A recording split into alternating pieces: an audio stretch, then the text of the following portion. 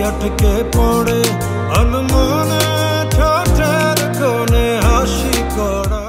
৮ বছর পর চলচ্চিত্রে প্রত্যাবর্তন হয়েছে মডেল, অভিনেত্রী ও উপস্থাপিকা মাসুমা রহমান নাবিলার। কুরবানির ঈদের ছবি তুফান দিয়ে ফিরেছেন তিনি। ছবিটি দেশের গণ্ডি পেরিয়ে আলো ছড়িয়েছে বিশ্বের 15টি দেশে।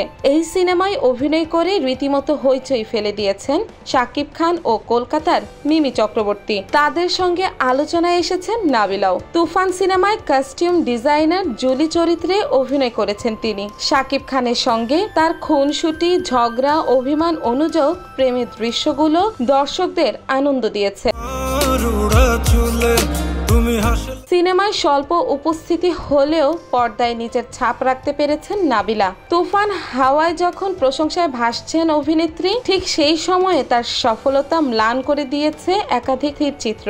সম্প্রতি সামাজিক যোগাযোগ মাধ্যমে ছড়িয়ে পড়েছে শাকিব খানের সঙ্গে তার দুটি অন্তরঙ্গ ছবি। একটিতে দেখা যায় নাবিলাকে জড়িয়ে ধরে চুম্বন করছেন শাকিব খান, তাতে বেশ রোমাঞ্চিত আয়নাবাজি খেত এই অভিনেত্রী। আরেকটিতে একজন আরেকজনকে জড়িয়ে ধরেছেন মুখোমুখি। হাস্যোজ্জ্বল নাবিলা শাকিব খানের চোখে চোখ রেখে কিছু বলছেন। ভাইরাল হওয়া ছবিগুলো দেখে সবাই আগে উঠেছেন। ধারণা করা হচ্ছে তুফান সিনেমার শুটিং এর ফাঁকে এমন কাণ্ড ঘটিয়েছেন শাকিব নাবিলা।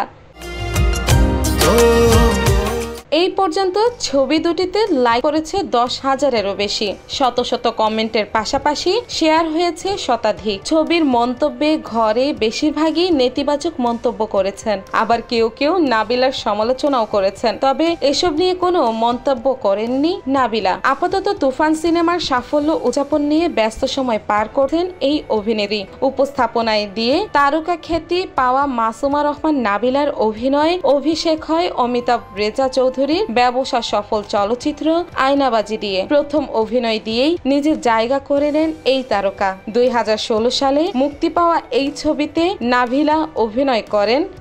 2016 সালে মুক্তি পাওয়া এই ছবিতে নাবিলা অভিনয় করেন চঞ্চল চৌধুরীর বিপরীতে।